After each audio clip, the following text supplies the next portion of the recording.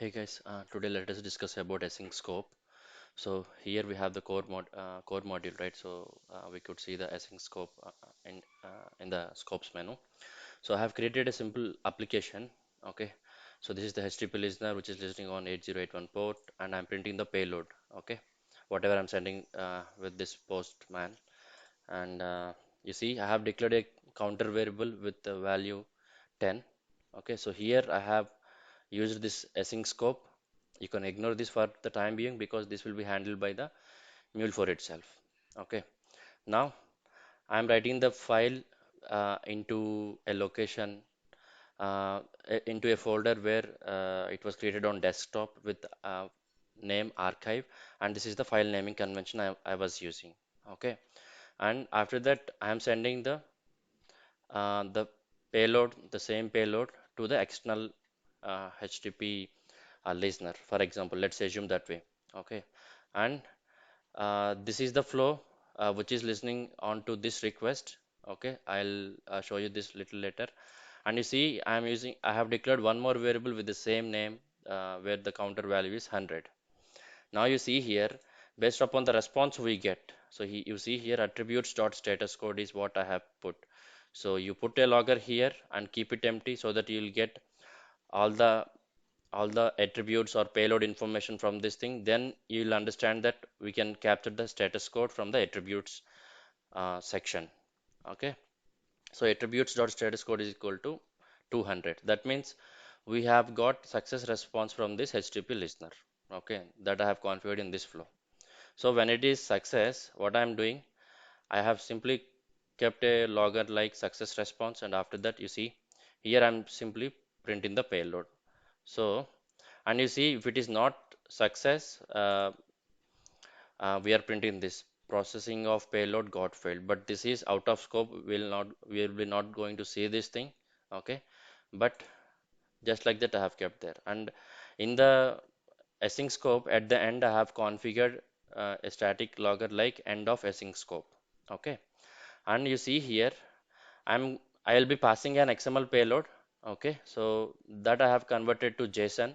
So which is this conversion is happening in the main flow, this flow, not in the async scope, right? So um, I'm converting that XML to JSON here, and you uh, see I'm printing the variable value. So here it is counter, and here also it is counter. Let us see how uh, what will be printed when we are printing the counter here.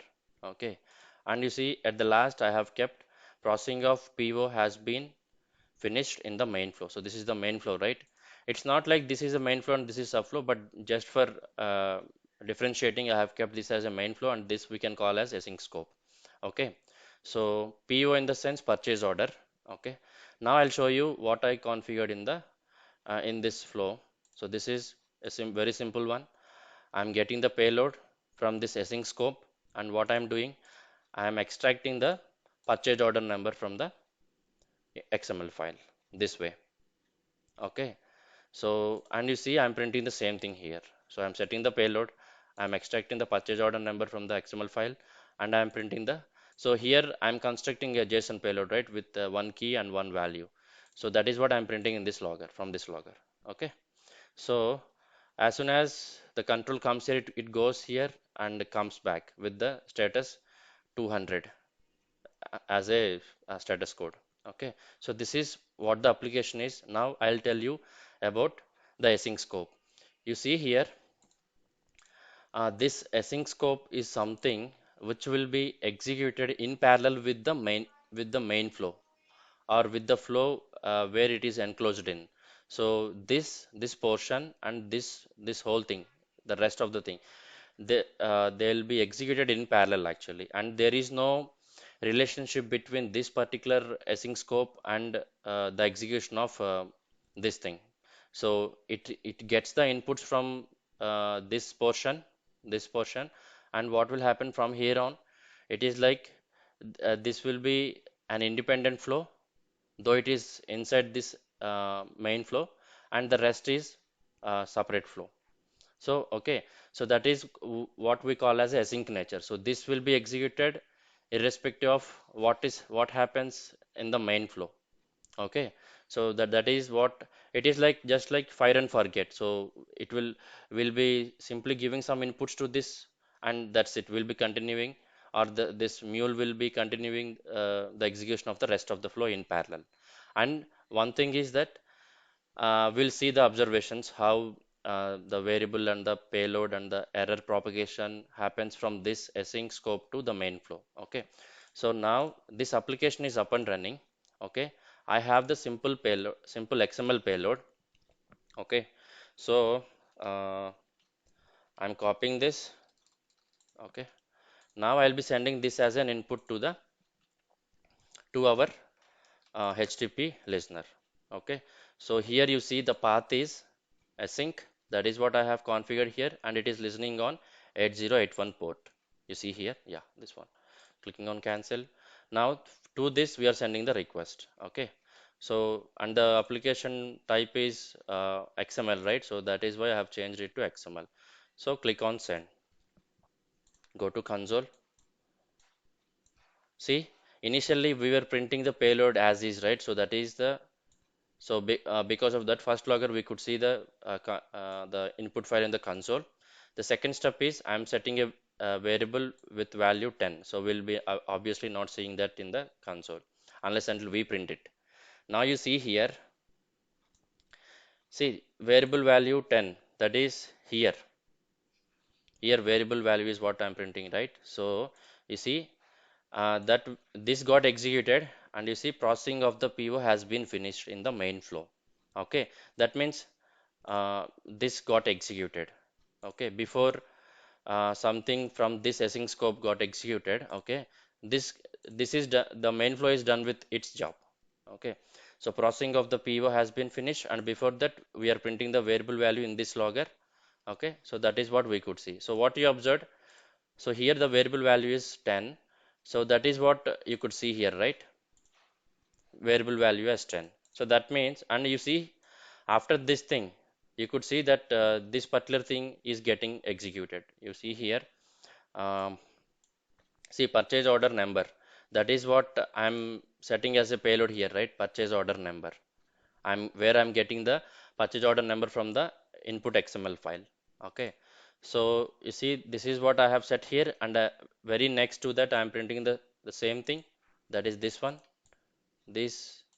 Okay, and after that the control will come from here to, or switches back from here to this async scope, and it will be there here.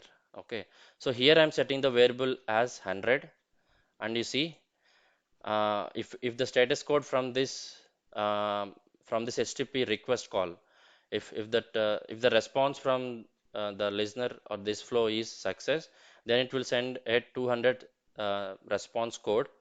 So based upon that attribute, I have said I'll be execute. I mean, this will be activated, and you see here I have put success response. Okay, and the very next thing is payload. Whatever is set here, that will come here and will be printed. And at last, I have put end of async scope. So in the console, if you see, um, okay, now see the first thing is where this is from the child flow or listener flow, you can call. Okay, and this is after you getting the success response back to the main flow or the to the async scope HTTP here. Okay, so here I'm printing the success response, right? And after that I'm printing the payload. Okay, that is the reason the same thing we could see for the second time. Okay, and you see at the last you could see something like end of async scope here. So because for the execution of async scope, it will obviously take time, right? Like lot of like we have to send HTTP request call to a listener, and it has to process the payload, and this has to get the response, and here we have put choice router. So the logic or the business logic here is more than whatever we have in the main flow, other than this async. So that's why this particular block is taking time than the main flow. That is the reason you could see the main flow is getting executed before than the async scope.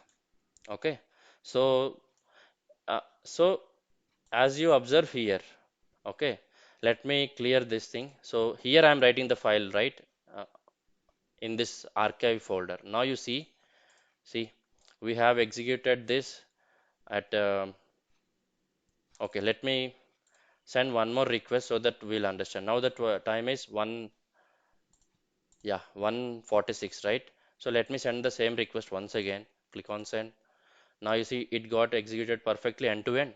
Now you see here, see, um, I mean, we are creating one file here. Okay. So,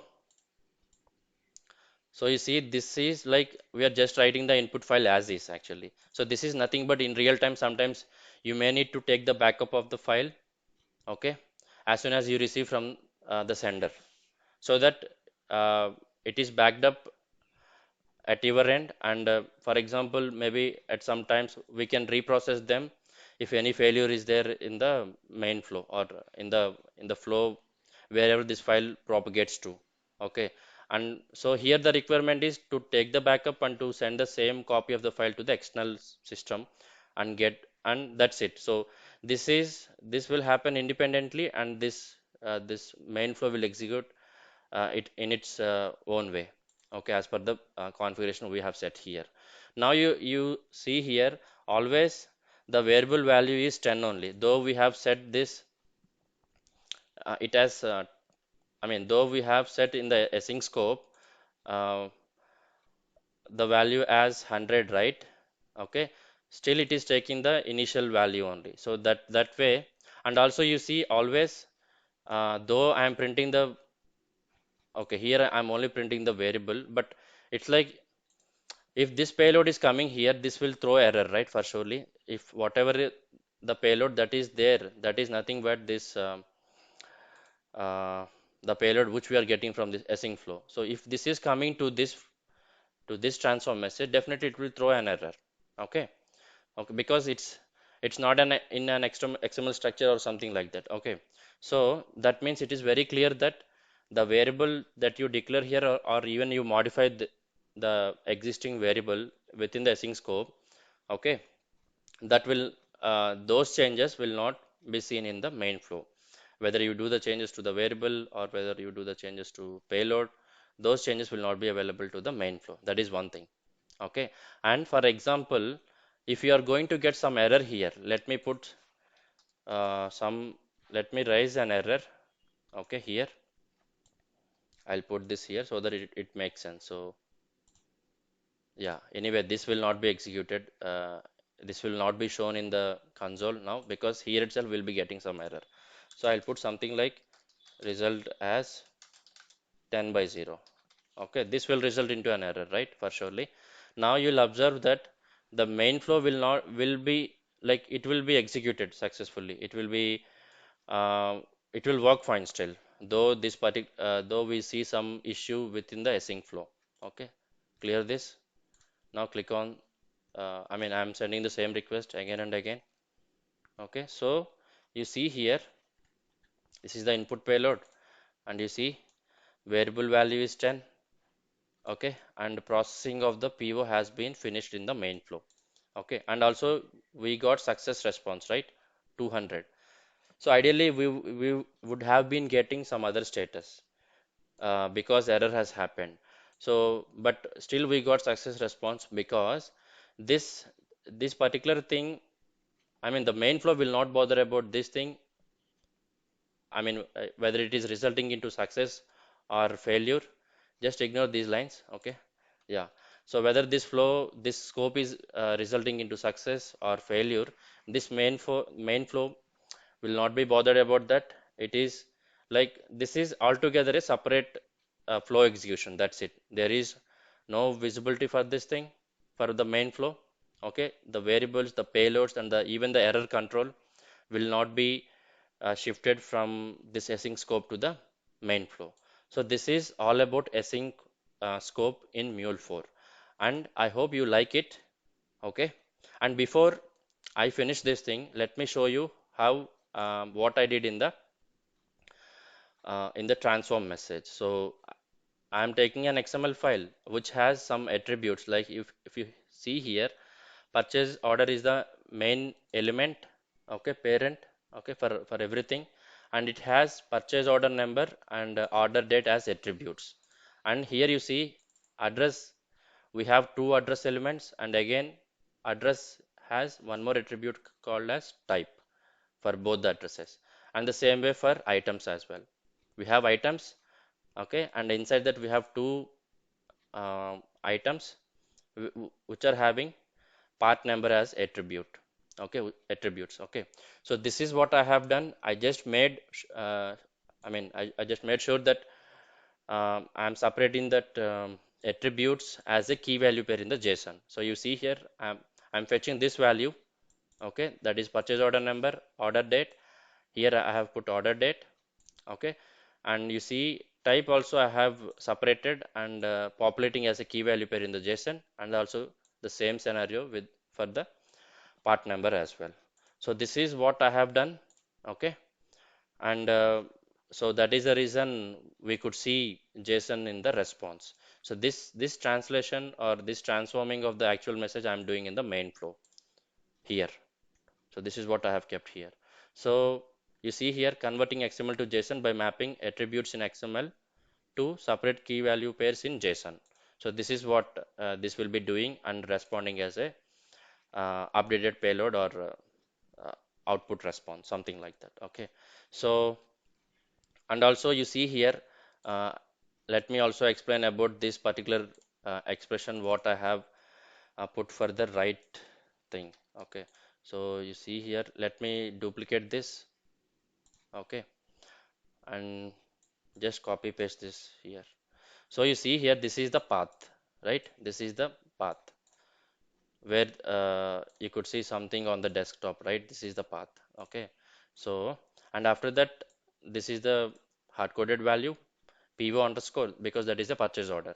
And now you see I have put this thing like now function, I'm converting it to this way, like hour minute, sorry, year month day, hour minute seconds, and I'm concatenating dot xml to this, so that this will result into some proper string. And when you configure this in this path, so this will be resolved, and you see we are seeing the files this way. Okay, so this is how it works. Okay, and you can do the same way in order to understand the async scope concept.